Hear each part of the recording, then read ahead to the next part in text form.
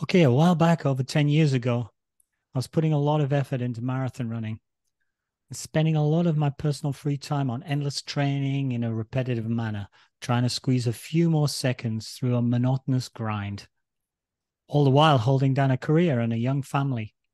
Eventually, I was sort of so ground down, I decided I would take a year off and rethink my approach. Basically, I'd fallen out of love with the process of marathon training. I bet a lot of you have had a similar feeling. If you're not careful, it's easy to get into a rut like this, a feeling that you're kind of locked into an approach that is less and less fun.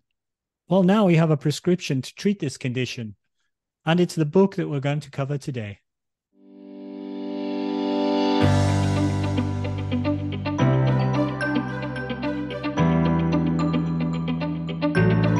Hi, and welcome to the Running Book Reviews podcast, where we review books written for runners, about runners, and by runners to help you decide if you'd like to read the book for yourself. We also hope that listening to us chat about running can help keep you motivated about your own running and, or maybe inspire you to try something new. My name's Alan, and with my co-host Liz, we're going to talk with author Chris McDougall and author and coach Eric Orton about their book, Born to Run 2. With a name like Born to Run 2, you might be expecting that this is part 2 of Chris McDougall's story from 2009, but it's a little bit different. This is the training manual to accompany Born to Run and also features returns of some of the athletes who ran Caballo Blanco's race organized with the Tarahumara in the Copper Canyons. The book is divided into 3 parts.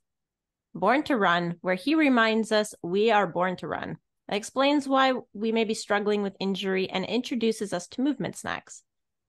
The Free 7, which is part 2, where the book talks about food, fitness, form, focus, footwear, fun, and family. Those are the 7. And part 3, the 90-day program, which has everything learned in the book assembled into an easy-to-use 90-day plan for running success. You can even download it in Training Peaks and add it to your calendar. As with all of Christopher McDougall's books, there are inspiring stories of individuals taking on personal challenges and doing great things with their running. A little bit about the authors. First off, Christopher McDougall, even though he probably doesn't need any introduction, is one of America's most popular adventure sports writers with more than 2 million books in print. He began his career as a foreign correspondent for the Associated Press, covering wars in Rwanda, Angola, and Congo. His first book, Born to Run, remains the #1 running title of all time, spending 4 years on the New York Times bestseller list and earning selection as one of Amazon's 100 books to read in a lifetime. McDougall's work revolutionized footwear and sports nutrition, sparking the barefoot revolution of minimalist shoes and popularizing chia seeds and pinole, 2 superfoods of Mexico's legendary Raramuri ultrarunners. His second book, Natural Born Heroes, was an instant bestseller and remains a favorite among special forces around the world for its exploration of the ancient Greek art of the hero, used by World War II resistance fighters against overwhelming odds. McDougall's most recent work, Running with Sherman, tells the true story of his attempt to nurse a severely mistreated donkey back to health, ultimately concluding in their attempt to run side by side through the Colorado Rockies in the 29-mile World Championship Pack Burro Race. Chris has also previously appeared on Running Book Reviews, which definitely makes you famous, right? Absolutely. Now on to Eric. Eric Orton has spent a lifetime exploring human potential and the limitless possibilities of the body and mind. As a performance wizard and world-renowned running coach, Eric performs online coaching and consulting for both age group and elite runners, and he travels the world speaking and performing clinics on running. Eric was part of a handful of coaches who pioneered the online coaching industry and has operated his run coaching business for the last 24 years, helping Olympians, professional, and age group athletes. His study of ancestral cultures like Mexico's legendary Raramuri ultrarunners has made him one of the foremost authorities on running, evolutionary biomechanics, and human performance, and the go-to coach for athletes everywhere. Eric earned international notoriety as the coach of Christopher McDougall, a relationship that served as the foundation for McDougall's worldwide best-selling book, Born to Run, and Running with Sherman. Together, McDougall and Orton create the Free 7, the unique approach to running at the heart of their latest book, Born to Run 2, The Ultimate Training Guide, which is what we're reviewing today.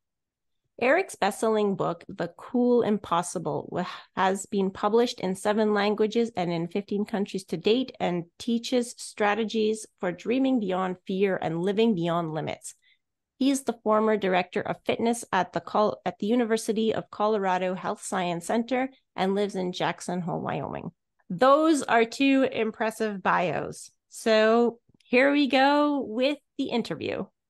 So, well, we always ask the general first question. How did you decide to write this book, and how did you decide on the title? Because it's Born to Run 2, but it's not really a 2. It's not really a sequel in terms of like the stories. You know, it's funny. I was adamant to call it Born to Run 2, and got a ton of pushback. Eric, do you remember that? The amount of I wasn't sure how much you were witness to it, because I think I was the front man dealing with our publisher and agent and editor, and they're all against it. They all just said, no. There's no such thing as a 2 in book publishing. You never see a 2. You know, there's no, Gone with the Wind 2. You just felt it was kind of like Die Hard, your book, so you decided you wanted to call it Die Hard. There's no 2. Harry Potter 2. They give it a different name. But Yeah. every film on the planet has a number after it now. What's wrong with it? Well, no one does it. Yeah. Why not? And that's been, to me, like my history of dealing with publishing. The answer is always, well, no one else does it, so we're not doing it. Yeah. And then you push the second question, well, why don't they do it? Mm-hmm. Because no one else does it. It's become circular logic. Yeah. But to me, this is precisely the title, because without question, the biggest response that Eric and I have gotten over the years is more of the training from Born to Run. I very deliberately did not outline a lot of my own training in Born to Run, because I was so new to the sport that I wasn't quite sure what I was describing here. I was kind of like, hey, this is working on me, but this is kind of like a one-man experiment here. I don't know if this stuff translates into anybody else at all. And secondly, I don't know if it has any durability, because the story of Born to Run begins and ends within an 18-month period. And I meet Eric, I'm down with the Tarahumara, there's this race I want to do, and the curtain drops when I cross the finish line. So whether there's going to be an aftermath after that, I don't describe in the book. And so for me, Born to Run 2 is all the stuff that I would have put into the original Born to Run if I, A, knew it, and B, had enough of a gestation period to be able to validate that it actually worked. And so now it's been really 20 years since Eric and I met, and exactly the request I made from him as a busted down guy who did not want to run, I said, hey man, if I could just go out the door and run wherever I want, that to me is nirvana. And by the way, that's exactly what happened this morning. So I jumped in the car this morning at 4:45 because there's a rumor that there was going to be waves breaking on the south shore of Oahu. So I went over there, no waves, totally flat, turned around, drove back, hopped out of the car, and just went for an 8-mile run, and then blazed back here in time to sit down. So the thing I asked Eric was, hey, can I just jump out of my car and run 8 miles? 20 years later at age 61, that's what I'm doing. So you thought you were getting this guy for like a one-shot training deal, Eric, and 20 years later, he's still hanging on. Hanging on. Yeah, no, it's been quite the journey. And, to kind of piggyback off of that, going back to Born to Run days, we certainly started to run that 50-mile race down the Copper Canyon. But what maybe people don't really realize, his bigger goal was to do just what he just described, was to be able to run anywhere, anytime, out the door, his choice, for the rest of his life. And that's ultimately the bigger goal. And he's nailing it. Well, it's funny because Alan, you said something early on that really caught my ear. You mentioned that you just ran a sub 3-hour marathon for the first time in 20 years. Oh, did I mention that? That's strange. I hardly mention that to anyone ever. Well, I can see the tattoo. I can see the tattoo showing across your chest.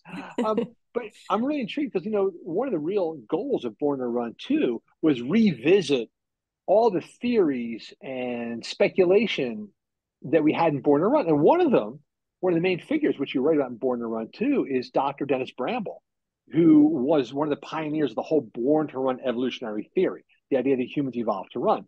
And I circle back and describe his information from Born to Run too. But one of his key points was one of the elements of evidence in the whole Born to Run evolutionary theory is that the degradation of our running ability is very, very slow. Like the half-life of your running strength is like 60 years. And so his point was you don't reach your peak as a runner until around age 27. And after that, you will slowly decrease until you're back to running your best at 19. And he goes, that takes like 40 years. And so it's interesting to me, Alan, if I can probe, how old are you? 65. So 65 years old, and now you're back to running the same PR you had as a 45-year-old. Yeah, which to me is 40 kind in fact. Yeah. So it's hard to imagine any other physical pursuit where you're performing at 65 the way you were in the prime of middle age. I honestly can't think of, I can only think of one other sport actually, which is the sport of competitive body surf, where dudes in their 60s are just killing it. But apart and that's besides the fact that Alan actually ran a PR in the 5K last fall. Wow. Well, to me, that's actually more impressive. I haven't run many 5Ks. That's why. Well, I think that's so exciting. And that's ultimately the message of the book, is that there's always a way to get better. If we're talking about performance, we'll talk about the fun and all that too. But from a performance standpoint, there's always a way to get better. And a lot of what people are doing isn't really truly allowing them to get better from a longevity standpoint, and doing what Alan just did of PRing, as we age. Who would have thunk that, right? As we age, we get faster, but there's always a way. And that's really the basis of Born to Run too, is that everybody should have hope that they can take running in any direction they want to, and actually get better as they get older. Well, clearly it's interesting, Eric, to me that Alan PR'd not long after the release of Born to Run 2. So right, I have to assume he picked up that book. I see it on the shelf. Yeah, there's a cause and effect right there. So actually the whole training philosophy in Born to Run 2, I mean, I know for you, Chris, like you thought you were an experiment of one, and you were getting some special treatment from Eric, and it made you run 10 years ago so that you could do this race you really wanted to do. But for you, Eric, was that is the plan in the book, was that already formulated? In Born to Run 2? Yeah. That the one that's in Born to Run 2, was that already in existence? Was that already what you were using 12 years ago now? Or did it kind of develop with time? Yeah, that's the great thing about coaching and athletics, is there's things build on each other. So certainly I had the core foundation of a lot of that, whether it's foot strength or, easy running, or using sprinting and faster running, to compile a program. But to answer your question, the foundation was there, but this is today. This is not 15 years ago. And I've learned so much in that period of time, and something would be wrong with me if I didn't, in 15 years. So much can happen in 3 months, Mm-hmm. So this, I've always worked from a philosophy, and then you get creative and find new ways to build on that foundation. And that's what Born to Run 2 is. I think Liz and I both agree that it's not your ordinary running book. It's not your ordinary training book. It's not your ordinary concept book. There's different stuff and creative stuff in there. Deep diving a little bit, we heard a term, and we both heard this term, and neither of us had heard it before. Early on in the book, wobble. Can you explain what a wobble is in the context of Born to Run 2? The great thing about working with Chris, and just his writing in general, is he always comes up with these terms that exactly what he's talking about, but you kind of don't. And I hated the term injury. So Chris came up with the word wobble. And, you can use it in so many different ways that it essentially is describing what we might be considered, an injury. But I'll let Chris speak to his how he comes up with those creative terms. Well, it's interesting because that's this is the only time I've ever worked with a collaborator on a book. And kind of makes me wonder why I haven't done it before, because so much clarity came from the conversations. Eric would say, well, it's not really an injury. And I would push further with questions. Well, what is it? And he's like, well, it's an imbalance. It's an imbalance. It's something that is not causing a problem today, but is infecting the system with a little bit of an imbalance, and over time is going to create a bigger problem. And where we really saw, and this is what made it clear to me, I remember this moment so vividly, Eric. We were adamant that we needed really good color photos in this book. We wanted people to feel the excitement and the joy, and we wanted to see the various faces of the sport that tend to be underrepresented. And we also wanted to go beyond words. So if we talk about doing an exercise, language doesn't translate. I'm sorry, a movement doesn't translate very well to language. Sometimes you just need to see it in action. So we put together this photo shoot in California, and we got together this group of runners, a lot of them extraordinarily accomplished runners. And at one point, Eric was leading some people through an exercise, and I was somewhere else. And he's like, dude, get over here. And he waved me over. And it was Chalice. I think there was so this woman named Chalice, who was a specimen, ultra marathoner, extraordinarily fit, really strong in every way. And she was doing a simple wall squat, but her leg was quivering like crazy. Her butt was quivering like crazy. And he goes look at that. She can't do this simple exercise because her glutes are deactivated. And that's when I was actually seeing a literal wobble in front of me. I was watching her glutes shaking as it struggled to activate. And that's when it dawned on me was, you look at Chalice and you think this woman can run through a cinder block wall. And usually she can. But that deactivated glute over time is going to make her quad work harder and harder, which is going to put more stress on her knee and probably her shins.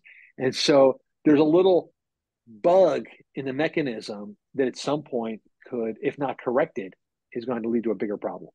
And with that, without using the word injury, we wanted people to start to realize that this is all correctable, and a lot of it correctable on their end and something that they can do. And I think that's, again, in the back of the book, we list all these wobbles that are common injuries, so to speak, that you can fix on your own. And wobbles, as we point out, is not necessarily a biomechanical issue. It could be food, which is why we put food as chapter number 1, dealing with people, getting the food out of the equation. It could be mindset. It could be temperament. Any one of these things could become a wobble that leads to a breakdown. And so do people develop these wobbles throughout their life, or are they born with them? Maybe you don't even have an answer to that question, but I think certainly that they're something that develops through time. You would call them chronic in from a lot of different ways, whether, hey, maybe a newbie is just starting to run and they've had an office job for the last 20 years and haven't really moved. Now, there's a lot of dormant muscles that will contribute to a wobble, or a veteran runner who maybe has settled into just doing the same thing all the time. Well, there's no challenge to the body there either, and they develop wobbles that we can correct. But again, I think the key for listeners out there is to realize that a lot of these wobbles or injuries that we see as runners is just kind of par for the course. Hey, we run a lot and this is how I should feel, is really not the case, and that we can do a lot to reverse that. Yeah, I think the main cause of wobbles is this horrific misinformation we've been fed by the running media over the past 20 years, which is you just run the way you run. There's no perfect way to run. Just do what you do and then buy the proper shoe to compensate for whatever imbalances you have. That's the leading cause of wobbles, because nobody is paying any attention to proper running form or biomechanics. Eric, you'll love this story. So I was just stopped the other day by the father of a friend of mine, and he's here to visit. And he's like, hey, I just read Born to Run 2, and I had an appointment with my podiatrist. And I said, hey, I'd like to move to a more minimalist shoe. What do you think? And the podiatrist told me, for very few people, those rare people who have perfect biomechanics, it's okay for them. And listen, it's like, I want my head to explode. This is a supposed scientist who's throwing out this empty jargon, about perfect biomechanics and rare people and some people. I'm like, what fucking people? Define proper biomechanics. But this whole idea that a scientist and a medical professional would throw out this jargon, and to me, that's the problem. Biomechanics are not related to those lucky few, who are born on the planet of Krypton and born under a red sun. Biomechanics, if you are swimming or playing tennis or pole vaulting, are the same for everybody. It's the same movement. It is mechanical. And to me, that's where wobbles come from. The fact that running, unique among all physical activities, has been fed a bullshit message that the mechanics are secondary to the effort. What do you hear? Just do it, grind it out, rather than perfect the craft. From a mechanics point of view, you introduced a great exercise that we thought was fantastic, and we've been doing it ever since. And we were also the laughing stock of our club, but that's another story. Yeah. They were basically wondering why we'd taken our shoes off. We're standing with our backs to our car in the car park with the car door open, with Rock Lobster by the B-52s playing really loud, and we're bouncing up and down to that. And then they came over and said, what, are you having a party or something? No, we're form training. We're training.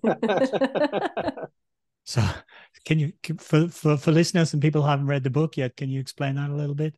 Yeah, Eric, I don't think we would have crafted that if we hadn't had a conversation, if it wasn't a joint effort. Do you think so? Oh, no way. Because as I remember it, you had challenged me to come up with a way to teach run form in 5 minutes. And, like you mentioned earlier about the collaboration of, we had so many go back and forth conversations that ultimately led to a lot of innovation, I believe, for the program. Back to your point, Elizabeth, and I'd always used running in place with my run camp and with my athletes virtually to train the feet and to just simply understand how to strike with the forefoot.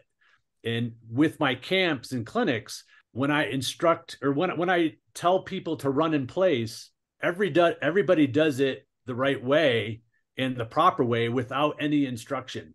But then when I have them run, they all look different. So we got to the point where, okay, if we use this running in place mode of no instruction where everybody can do it right without the instruction, that's where we're going to work with this learning run form in 5 minutes.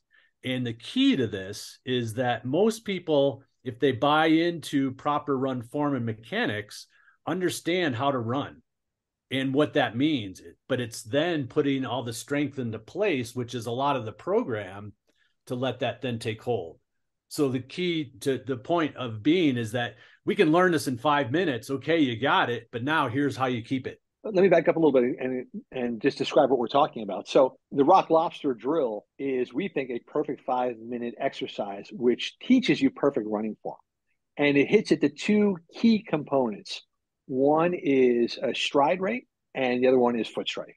It is how you're landing on the ground and how often you're landing on the ground. And that's it. Like, that is all that running form is all about. Get those two things right, you're good to go. The difficulty is, I don't know if you guys have read Chi Running, Danny Dreyer's Chi Running. So a lot of what he says is very right, but it's very difficult to understand what exactly he's saying. And I was at a couple of different Chi Running clinics. And one of the key tenets is, I'll say, lean forward from the ankles. Now, if you get 15 people together, it's okay. Now lean forward from the ankles. You're going to get 15 different interpretations of how to do that. And most of the people will be looking down at their feet to make sure they're doing it right. So they basically violated number one rule, which is to have a straight carriage. And so what we wanted to do is come up with a way that we could make it idiot proof. And so therefore I became like the token idiot. Like, I'm the guy, I've got no attention span. I don't listen. I don't follow directions. If I get IKEA furniture, the first thing I'm doing is throw away the instructions and trying to figure it out for myself.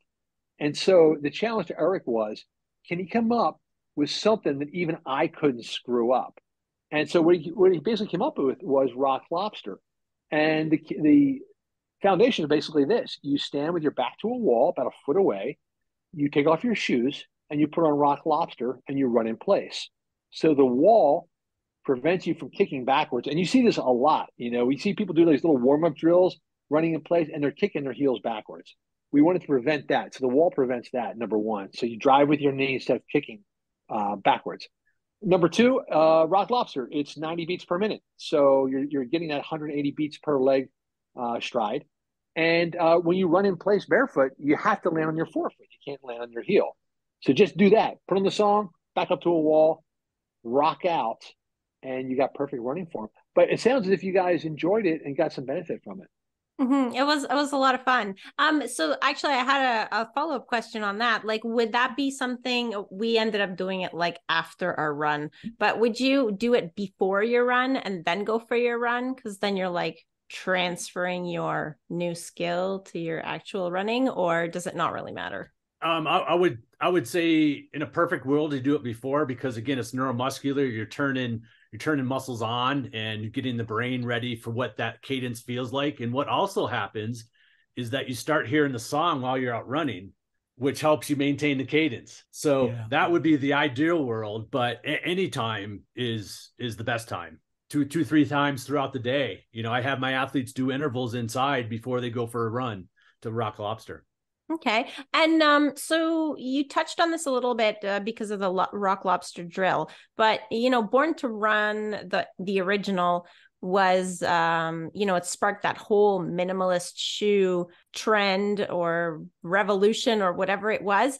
And so it's since completely disappeared. You do deal with that in the book because you mention, what to look for in a pair of shoes. But what do you think of those super shoes that have the carbon fiber plates and make you run fast? Make you run fast? I don't have anything to say about this whatsoever. Okay. Can we just do a podcast on that probably for the next week? Oh. I'll say, from a coaching perspective, I don't know. I'll try to simplify it as best as possible. My philosophy is to train the feet. So the stronger our feet get, the better we use our body. The better we use our body, the better we stabilize, and the healthier we'll be. Long story short. So as training the feet, what tends to happen is that as they get stronger, they crave stability, they crave natural movement, and you will want to become more and more inclined to using more of a minimal shoe through time. And that's how I train my athletes. That they might work on one end a lot of minimal shoes, and on the other end, hey, they still might need, a built-up shoe to run Hard Rock 100 in the San Juan Mountains or a marathon. But ultimately, I want to get them as close to each other as possible, where they're going as minimal as possible for as long as possible, and that's a process. And Chris has a completely different angle on that, and there's, that's just if everybody had the strength to be able to go minimal exclusively and still run all the volume they want to do, that would be the ideal scenario. But most people want to keep running and they're not willing to back off to have that transformation take place. So that's where I work with that, where Chris just went the opposite end and worked for him. Listen, it's all a marketing ploy. When you buy a pair of shoes, the laces don't wear out. The sole doesn't wear out. The upper doesn't wear out. It's the cushioning that degenerates, and it degenerates in a matter of a few weeks to a few months. And that's why the shoe companies are pushing you on cushioned shoes, because they want you to buy more shoes. They sell a minimal shoe. They've realized they've sold you one shoe that won't need to be replaced for 3 years. Barefoot Ted made me a pair of Luna sandals 7 years ago. I'm still wearing the things. They don't wear out because the soles of that tough rubber don't wear out. So the shoe companies have sold you on this bullshit bill of goods that you need cushioning. You got to have cushioning to whatever, because the cushioning needs to be replaced. My argument is, look, what is it? What's your goal? If your goal is to blast out a marathon in 4 months from today, and therefore you need to put as many Band-Aids and cushions under your foot as possible for the next 4 months, after which you don't care if you blow up and you're done. All right, so go for it, But if your goal is to run with skill and longevity the rest of your life, master the craft. That's all it is. Master the skill. Because if not, you're going to break down. And so, to me, that's the most infuriating thing, is how many of these running magazines and coaches have bought in to the shoe sellers' message that it's about going as fast as you can and PRing and going, doing the Hard Rock 100. Why isn't it when you learn to master an instrument? It's not like, how quickly can you play the violin as fast as you can? No, learn to play the violin, learn your chords, master the instrument, and then you progress. But anyway, so we've been sold as usual in this quick consumption, shortcut, get to the finish line as fast as you can mentality, as opposed to apprentice yourself, learn the skill, and enjoy a lifetime of skill and pleasure. So let's say that, because I mean, I wore the New Balance Minimus line for a long time, but they don't exist anymore. So even if you like wanted to find a minimal shoe, I mean, at least here in Montreal, you're not going to find one. So if you can't find like what used to be a minimal shoe, is there a second best, like that you can get off the shelf? Like what, something that you should look for? Well, luckily, this is this is a true story. I was telling Eric, look, man, we can't be agnostic about shoes anymore, because I very deliberately did not recommend shoes at all, because I was constantly being asked, well, what should you do? And Vibram Five Fingers at the time was booming, and I never endorsed Vibram Five Fingers. I wear them, I like them, but I'm not a Vibram Five Finger salesperson. Barefoot Ted, I love Luna sandals, but I'm not a Luna salesperson. So I said, but look, Ari, we got to recommend some shoes. The only problem is, just like Elizabeth said, the shoes we like, you got to buy them on eBay, that they don't exist anymore. And as we're doing this, Eric said, well, we should check out Zero shoes. So I'd always kept my distance from Zero shoes, because to me, they were a direct competitor to my friend Ted, because they're making sandals. And Eric goes, well, they're making shoes now. So he reached out to Zero shoes, and he had them send each of us a box of sample shoes. And after a couple of weeks, Eric said, hey, man, so what do you think of like the HFS? And I go, I don't know, dude. I haven't gotten that far down the box yet. I opened this big box of shoes. I took out the one on top. I put it on, and I never took it off. I was running trails and road. It was the Zelen. And I'm like, this is a pretty goddamn good shoe. So we ended up creating a partnership with Zero Shoes to create a Born to Run shoe. But the Born to Run shoes are literally the first two shoes I took out of their creative shoes, the trail shoe and the road shoe, that to me performed so well that I said, let's just stick our logo on it, and that's the shoe. So, Elizabeth, good news. You can now find an off-the-shelf minimalist shoe that is terrific. And for our listeners, that's Zero spelled Xero, I believe. Yeah. Have you guys tried any Zeros at all? Mm-mm. No, but somebody in our club had a pair. Yeah, Angela, I was about to say that. One of the new members of our club had a pair on, and we went, oh, Zero shoes. There's ones. I am surprised. I looked at them. I was antagonistic to Zero for a long time, because I just assumed that they were sort of piggybacking off of the minimalist trend, and that they weren't innovators or pioneers. They were piggybackers. And so I just assumed that their shoes would not be quality, but they are really, really good. And I got to say, I was completely wrong about them. What do you think, Eric?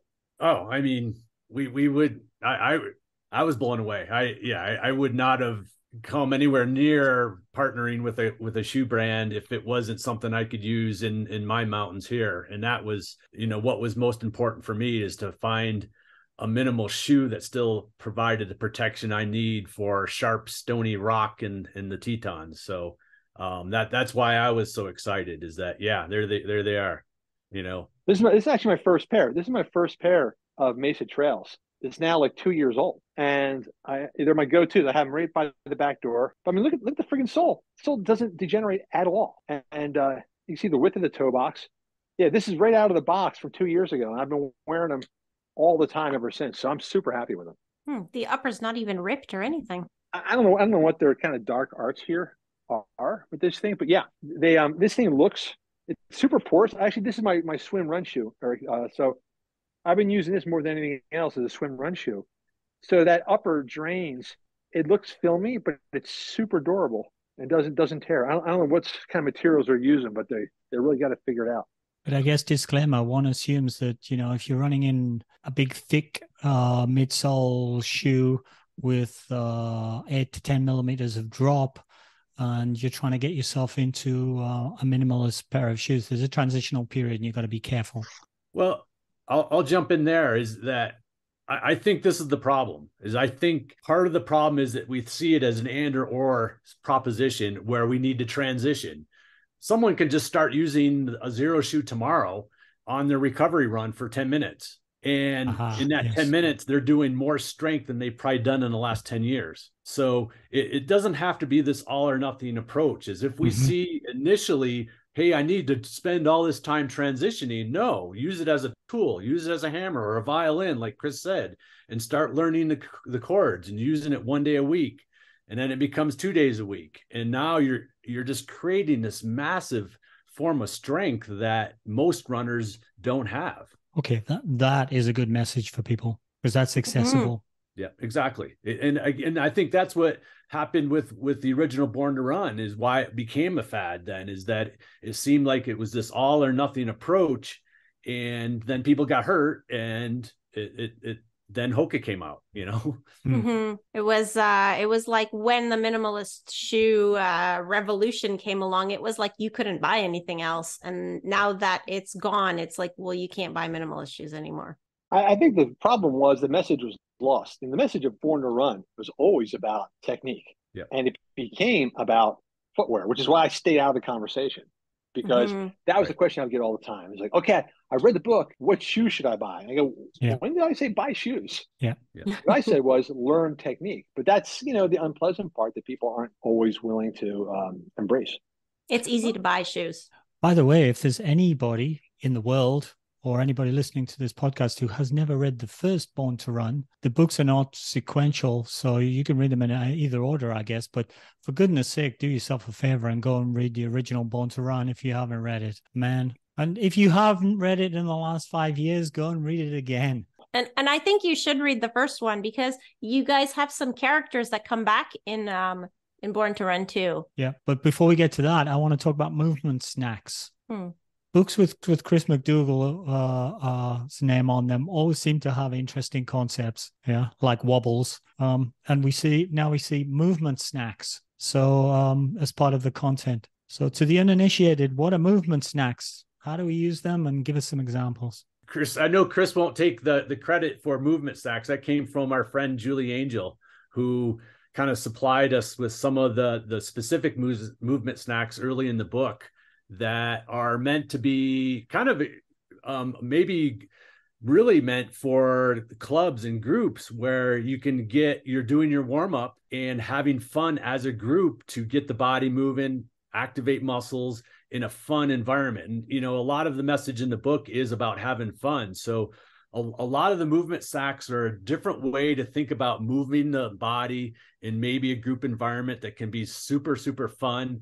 But then also the movement snacks became a crucial part of the remedy for all the wobbles. So they're kind of two things going on within the book, is that the movement snacks here, this is something that you can do before you run as a group to warm up the body, to really move the body how it's meant to work. But then also, again, as that a remedy as part of the solution as we're working on all the wobbles that you might have. One simple example, there are two examples of movement snacks that I like a lot. One is balancing on one foot. This is an Eric Orton thing. And the idea is it works on a couple different things simultaneously. You are working on your forefoot stability and also your balance, your core balance, and your posture. And so if you balance on one foot, you're accomplishing a lot in a very short amount of time. And you don't need any special equipment. You don't need to go to the gym. You can do it anywhere, anytime. And you do it as long as you want. Do it for 10 seconds. Do it for 15 minutes. And what I find is I do it all the time now. I'm compulsive about it. Like if I'm stuck in a line somewhere at the post office, I think I'll bounce on one foot for a while. So that means like the perfect example. We wanted to remove the barrier between our proposals and people actually doing them. We want to propose stuff that people weren't going to actually do. Almost all advice books early on will say, okay, so begin by starting a journal. And as soon as I see that, I go, no one is starting a fucking journal. It's never happening. Everybody always tells you to do it. No one ever does it.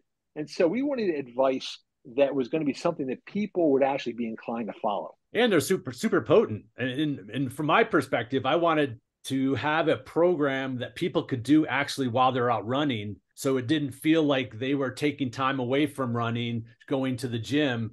and achieving what we really need to achieve from a running, and maybe changing what our perspective is of this type of strength we really need.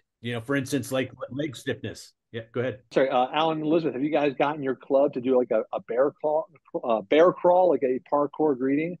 Form in a circle. No, we're on the East Coast, huh? We're not these free spirited West Coast people like you guys.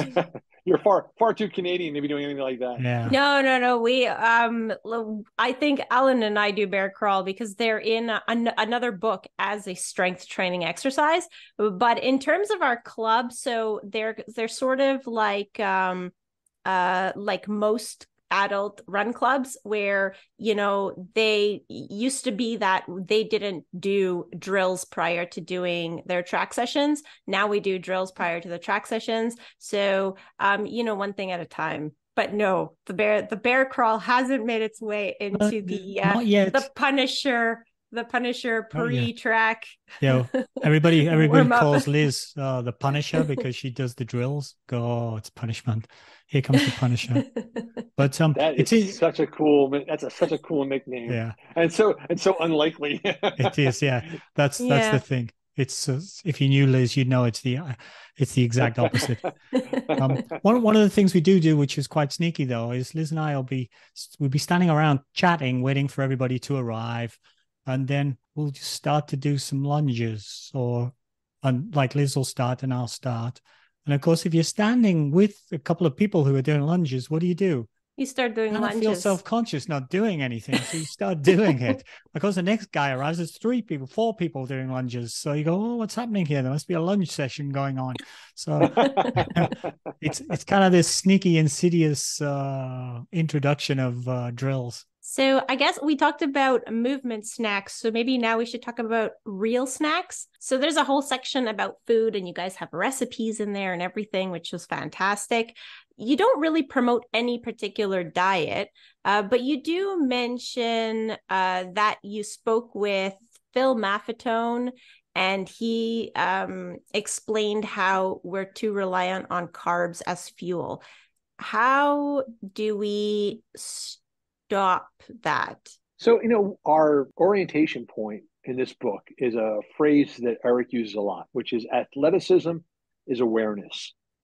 That it's not about do this or don't do that. It's understanding, if I do this, what's going to happen. And that's what it's all about. Hey, eat the ice cream, but know what it's going to do. You want to wear the cushioned shoes? Wear the cushioned shoes, but know what the consequences are going to be, or the effect is going to be. And one of the key points we wanted to dial in instantly is about our relationship with food, because that really motivates a lot of people's relationship with running. A lot of their motivation or their initiation to running has to do with their relationship with food. I think you hear all the time, hey, I was out of shape, I put on a few pounds, I went for a run. Oh man, I just murdered those chicken wings last night, I better go for a run tomorrow. People are running as a compensation for their eating, which could be a very inspirational thing, or it can be a very perilous thing, because we use that phrase, your fork is not your coach, that you don't run in relation to how much you ate, and if you do, you're going to pay for it, because it's not by logic anymore, it's a punishment. It's become a training form of Liz, the Punisher. But what I love is we like finding those people, like, Julie Angel, our friend who created Movement Stack. She's like, hey, what's fun that people are actually going to do? Don't tell them to do a bunch of burpees, because they're not going to do it.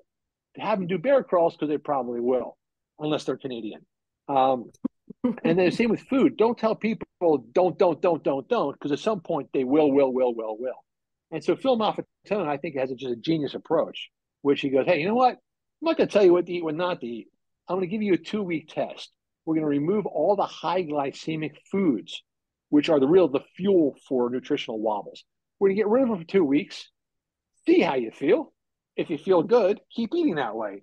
If you want to reintroduce a little bit of hummus to your diet, which is a sort of moderate glycemic food, try it. You want to eat a half a bagel, try it.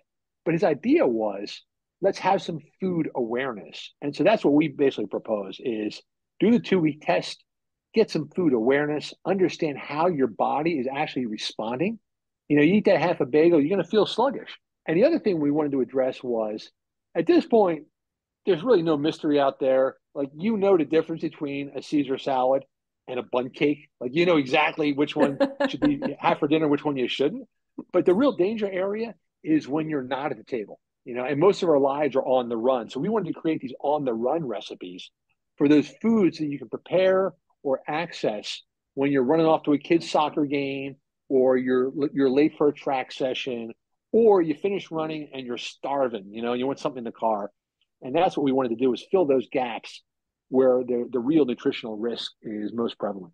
But are you going to hit, if you make an adjustment, and especially if you're cutting out your what were before that your source of your energy sources, are you going to get a bad feeling when you initially start to do that? So is there a timing we should be aware of when to start those sorts of adjustments? Yeah, we're not reducing or taking away carbohydrates. We're just taking away the high glycemic carbohydrates that are a fast burn, an increase in insulin and that spike. So we're again, this is not a low carb approach. It's a low glycemic carb approach. Okay. But you know, Alan, to your point about, it seems as if you're also asking when should you do all this stuff. So, you know, hey, if we're saying, hey, switch to a minimalist shoe and then change your diet and do these different biomechanical exercises. As Eric pointed out earlier, you can't do both. You can't train for a 3-hour marathon and change your shoes, nutrition, and running form. And so that's why Eric came up with this 90-day program. And what he suggests is, you know what, hit your major milestone. And during that recovery period, that's when you can address the craft. And what we were looking for was a book that was going to be super useful to every runner. So, you know, whether you're a Liz who's going for that 3 hours, Alan, you just got it, a new runner who's just beginning, everybody is going to have that 90-day period where it's a perfect time to either boot up for the first time or reboot, and put yourself through that 90 days in which you can dial in your eating, learn your biomechanics, transition your footwear, and build in the strength that you may have been neglecting for the past couple of years or decades. And as I assume on the end of that, and perhaps surprise yourself on the next phase of your running ambition. Absolutely. I mean, that would, from a performance standpoint, that's the goal, right? And I think, you know, that's how we can look at the whole book, is that there's this performance side that we're interested in performance, and there's this longevity and health side, and it's still doing the same thing. They still work together. So I'm going to live forever, Liz. Yeah. I mean, you have to, because at the rate that I'm like going for this sub 3 hour, like it's going to take forever to get there. I need a training partner. So I know that you guys are like coming up against your deadline. I just was wondering, there are a lot of little side stories you have in the book. So you have some return athletes from Born to Run 1, but you have some new athletes. Like, what story did you find the most inspirational, if you had to pick one? Or I guess, you know, probably you can't pick one. That's why there's so many in the book. But I guess you're going to have to pick one today. I'll pick one, and then I'll let Chris go. I'm going to pick Zach Friedley. I actually coach Zach now. He's the adaptive athlete in the book, who is had an amputee above the knee. And so he uses a blade to run with. And he started this project called Born to Adapt, where he's just super passionate about getting adaptive athletes of all kinds into trail racing.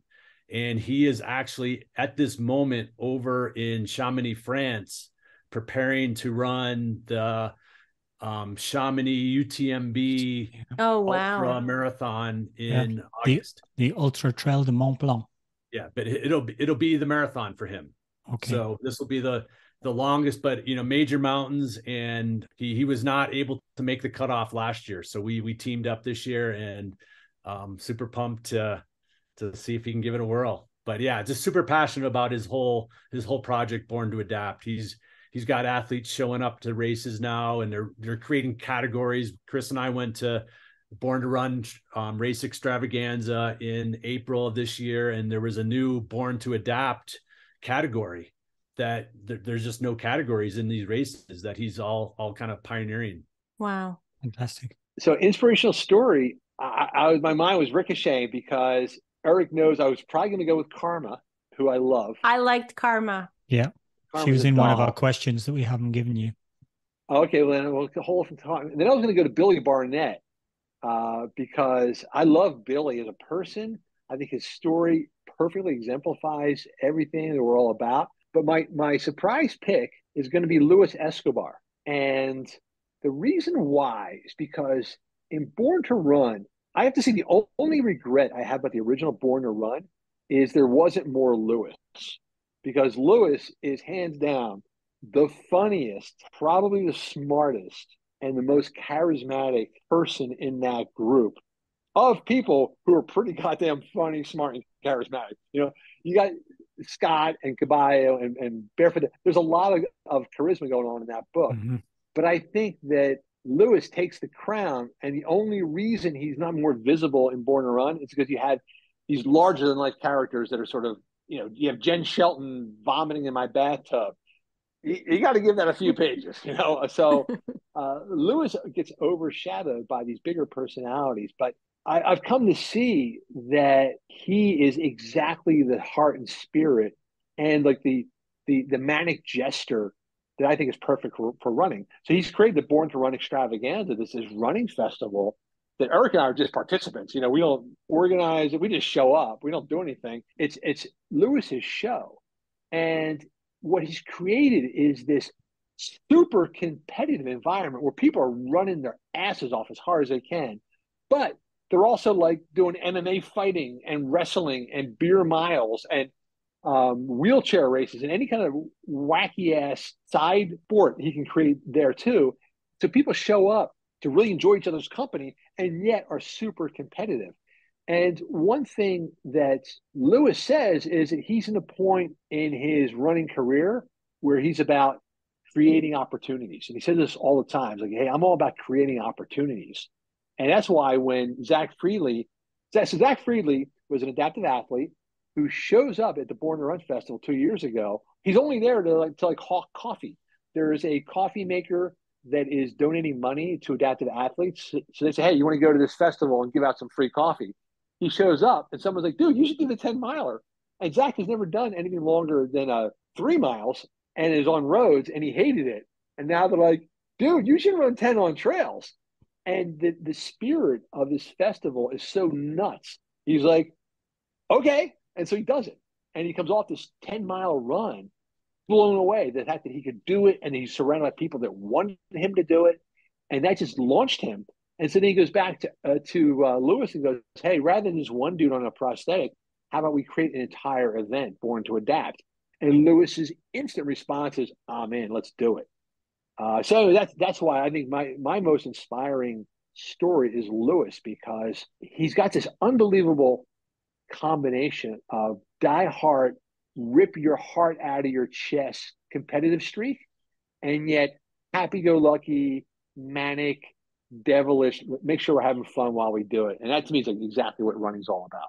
You should use your few extra minutes to ask your question about karma then, Liz. Yeah, so I guess we should talk about another one. I want you to tell us a story about Karma, because she is a Korean immigrant who never thought she'd be able to run. She actually had tried a few times, never worked out, and apparently now she's a runner. So how did that happen? She's more than a runner. She's an 8-year streaker.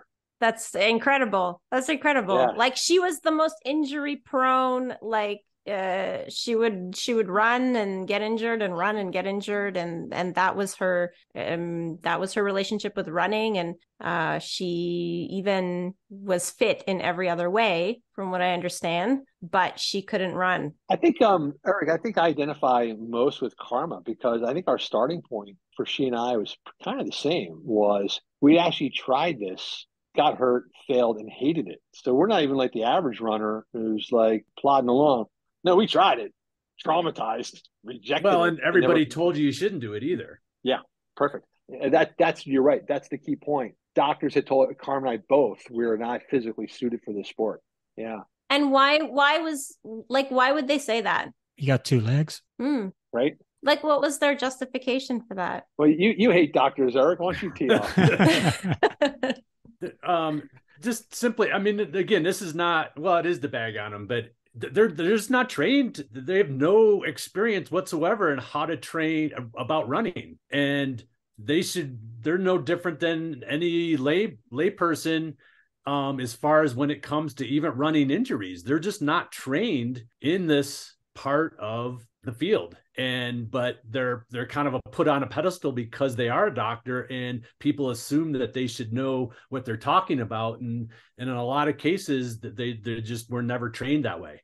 And I can say that I worked at the University of Colorado Health Science Center and was working and training with a lot of the pre-med students, and I saw what they go through. I see what they get trained in, and they're not athletic trained mindset doctor that should be giving out advice. Yeah, I mean, the thing I hear over and over and over again from doctors is all that pounding is bad for the body, all the impact is bad, and they've absorbed that marketing message from the shoe companies about pounding and impact. But you watch any kid run down. I live in Hawaii where everyone's barefoot all the time, and you watch teenagers running down the street with a surfboard under their arms, barefoot on asphalt. They're not pounding. There's no impact because they're landing lightly and naturally.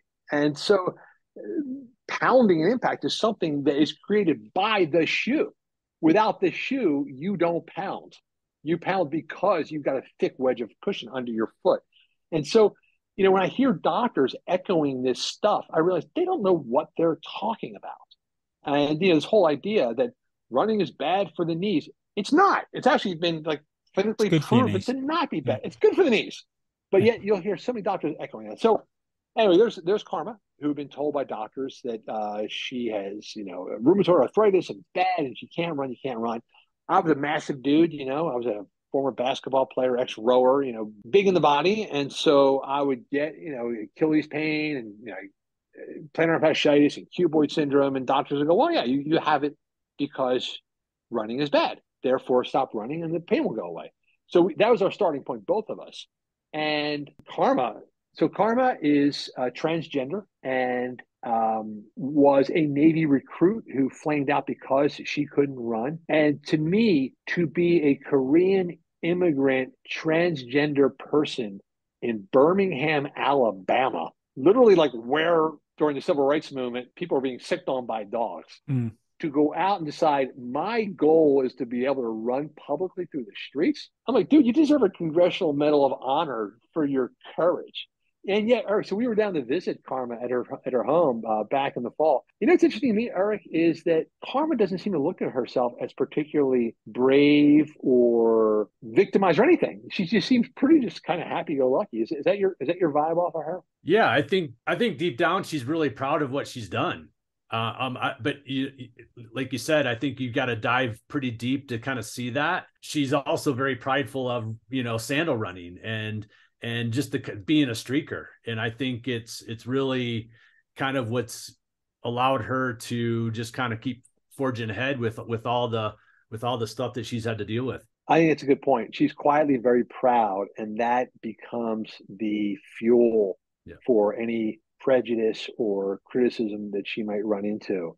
And she's become kind of a style maven too. She put something on Instagram recently where she was contrasting the way she dressed a few years ago and the way she is now. So now she's all, do you guys know Ink and Burn, that apparel company? Yeah. So she's, Karma should be like an Ink and Burn spokesmodel because she's all flamboyantly colored and dressed up. So I think rather than be discreet, she is loud and proud and out there, carving out miles. That's amazing. I think one aspect of these kind of stories is it also, for your average Joe reader, you can read it and go, okay, I've got some challenges, or I've got a goal. Why not? If these guys can get their minds around it and their bodies around it, they're coming from maybe a much more difficult place than I was, and to success, whatever their definition of success is. And so I think that inspires us all to go, okay, that's not my model. My model's this, but still I can attack it because I'm motivated by what I see in those stories. Alan, I think another common point between Carmen and I was we decided our access point was going to be pleasure. We weren't going to grit our teeth and Yeah. try and break through the pain. She wanted to become a sandal runner. And so she learned biomechanics and got a pair of sandals from Barefoot Ted. So she found the pleasure instantly. Hey, I really am proud and like running in these Warachi sandals. For me, it was like, hey, I really like learning these exercises and drills that Eric's teaching me. So our access point was find what we like now and then just keep progressing through stuff that we enjoy. What's not in the book? You I don't know. We've never gotten that question before. yeah, there you go. There's a lot in there. So I must do these podcasts all the time, and you're all ready for all the questions because we've always got the same old questions. Tell us about this guy. Tell us about this aspect. Here's chapter whatever. What's not in the book? Because we know there's always something that didn't make the cut. That's an interesting question. Eric will probably have an answer because for me, I always feel like I'm overstuffing stuff. Like I'm putting in everything. And I can't believe like editors sometimes let me get away with it. Like you shoved in that digression. So Eric, is there something that we talked about that we did not end up putting in the book? If you would ask me once we submitted the manuscript, I would have said the 10 other exercises you told me. That's what's not in the book. That's funny. Yeah. So, but I wouldn't say that now. I think it was the proper thing to do. Yeah. 10 more exercises would have been too overwhelming, maybe. Yeah. That was my viewpoint was, again, I was Eric's test idiot. I was his crash test dummy. And that anything we were going to put in the book was something I personally would do. And so when Eric gave me a list of like 15 exercises, I'm like, dude, I would never do this. I would never do 15.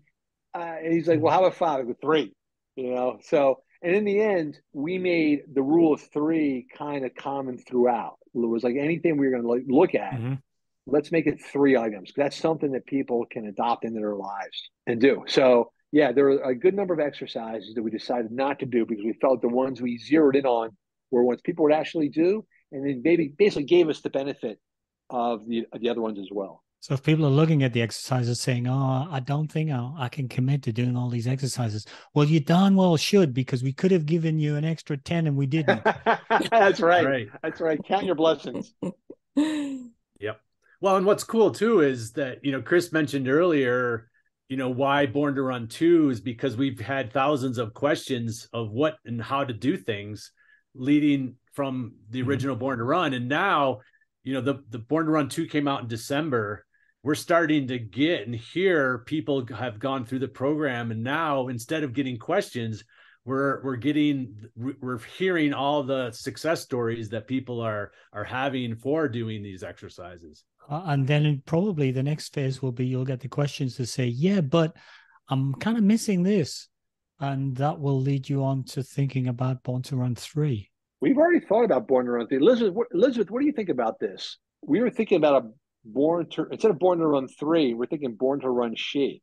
Oh. Focused on women, enlisting 1 or 2 fellow writers who are women to join us, kind of like a 4-part panel offering running advice specifically for women. One of the things we address in here, so again, things which other running guides overlook is how people actually do run in their daily lives. How many people are running with their dogs? How many people are running with a jog stroll?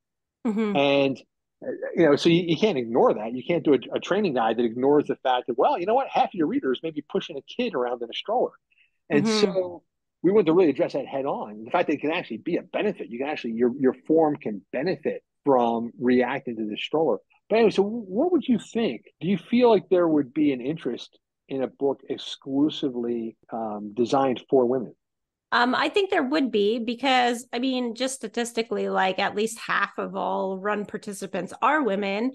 And I know for a fact that there's a whole bunch of topics that, that are not addressed in running books. Like, how many women have the issue of like, when they start running, like they spontaneously pee because, they're from childbirth, their bladders are not holding urine the same way.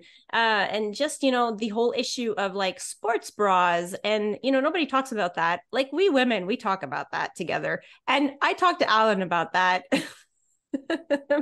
I make him sit through those things. But I mean, it would really benefit a lot of people, I think. And you just mentioned that the jog stroller. I mean, how many female runners have babies, and that's how they're going to get their runs in, as they're on maternity leave, and they're cleared to run, but they have a baby at home all the time, so they do end up running with strollers. And you see them in races, and I coach one that runs with a stroller, and she actually wants to run a race with her 2-year-old in the stroller. And so like she wants her upper body to be stronger, and I gave her some arm exercises, but it would be really great if it came from an actual like physiotherapist, and not just me trying to figure out like, well, if she's pushing, what kind of exercises do I need to give her so that she can like get less tired when she's pushing a stroller. I think all of that would be fantastic. Born to Run 3. I think you need to take some time out to canvas what people are really looking for, because to your probably average guy runner, it's not obvious. Yeah, and that's why we would have at least one. We have a couple of people in mind as co-writers who are women for exactly that reason. Because Eric and I found it was the process of asking questions, and conversing back and forth between each other that led to some real revelations. And I think including minds of people who are women would be hugely helpful. We spoke with Neely Spence Gracie. I don't know if you know her. She seemed to be, she's written a lot about women's running in particular, and she's run through pregnancy and 2 kids and dealt from a professional elite sort of area dealing with children.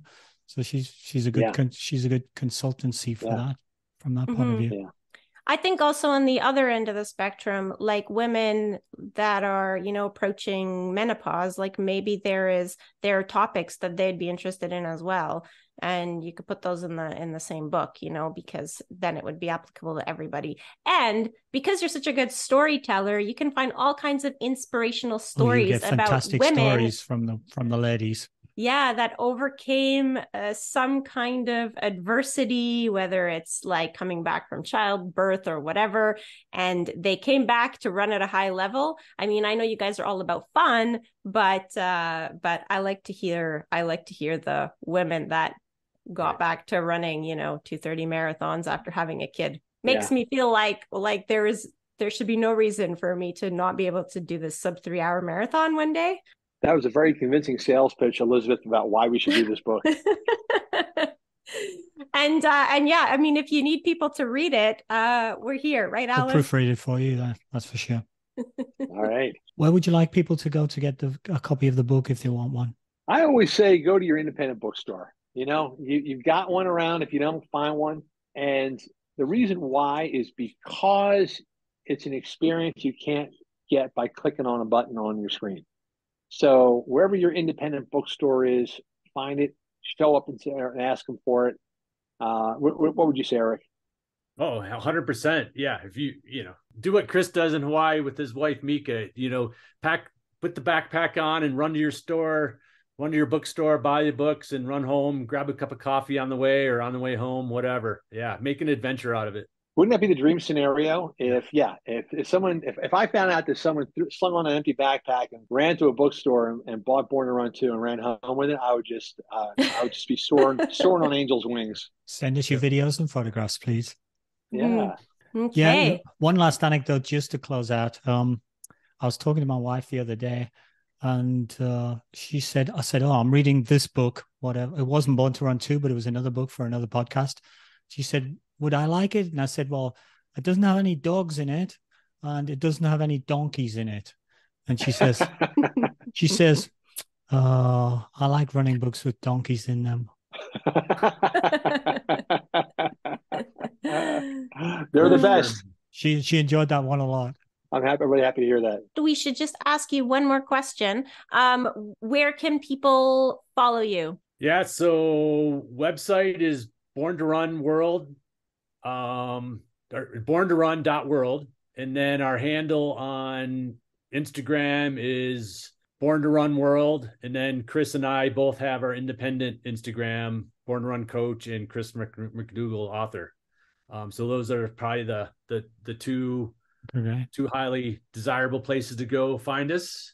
I've also got both the Born to Run World YouTube channel and my own channel, Born to Run Coach YouTube channel. So a lot of taking a lot of the information from Born to Run 2 into video format that they can go to and see, kind of supporting content for that. Okay, great. It's incumbent on me just to say thank you once again for your time. We really, really appreciate you taking time out of your busy schedules to talk to us about this fantastic book.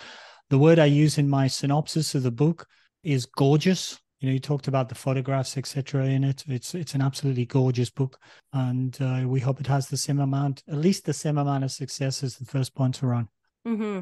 Thank you. I'm really glad that you were as happy with the photos and the art as we were. Eric and I had the same experience. Once we got the book, we just kept compulsively flipping through because to me the pictures are so joyful. People are having so much fun. That's what we wanted to convey. It's really true. And even the colors are fun. Like everything is, light blue and yellow. And let's piggyback off of that. You asked where the best place to buy the book is. I would say the second best advice would be to buy the hard copy and not the Audible, so you have the complete experience. Good point. Yeah, good point. Mm-hmm. Well, thanks, you guys. That was great. Good luck with the 3 hour.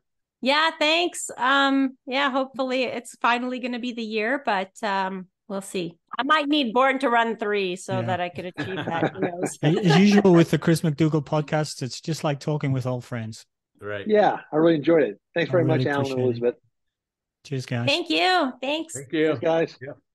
Okay, so let me just give my summary views for Born to Run 2.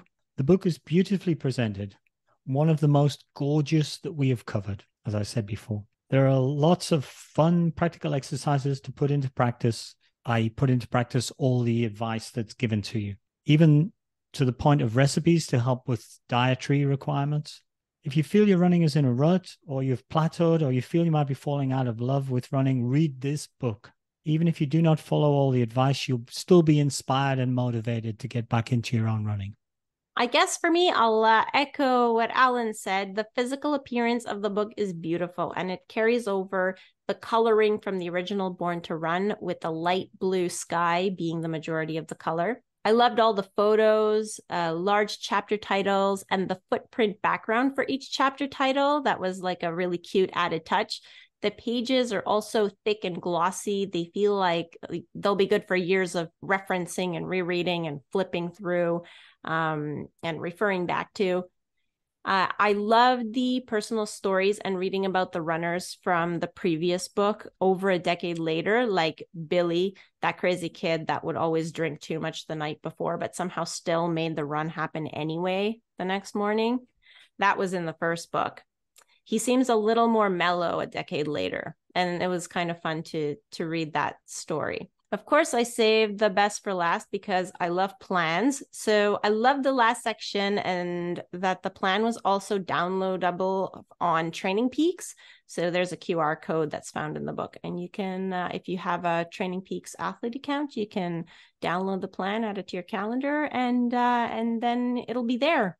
I always say what is scheduled gets done. I always say what's scheduled, half of it gets done and the rest gets rescheduled. Oh, well, I tried. Thank you for listening to another episode of Running Book Reviews. A big thank you to the publisher, Knopf, which is a division of Penguin Random House, for providing review copies of the book to Liz and myself. A big thank you to Chris and Eric for spending time with us today. We really appreciate that. If you'd like to leave us feedback about how we can improve the podcast or want to suggest a book you'd like us to review in a future episode, please leave us a comment on social media. We are Running Book Reviews on Facebook and Instagram, and on Twitter we are reviews_running. Please also follow us on social media to find out about new episodes when they are released, or you can just subscribe to the podcast on your favorite streaming platform. If you've been listening to us for a while and were wondering how you can help us out, there are a few ways. If you are enjoying the podcast, spread the word. Tell your friends about us, share a link to your favorite episode. Or you can leave us a review on Apple Podcast, or if you listen to us on Spotify, you can leave us a rating out of 5 stars. You should know by now that we're also on Buy Me a Coffee, where you can go free of charge to running book reviews on Buy Me a Coffee and listen to all sorts of snippets and takeouts and discussions, some of which are book related, some of which are training related, and some of which are just background related, like Liz's marriage, for example, is on there. See her wedding photographs. That's all for today from Running Book Reviews. Bye. Bye.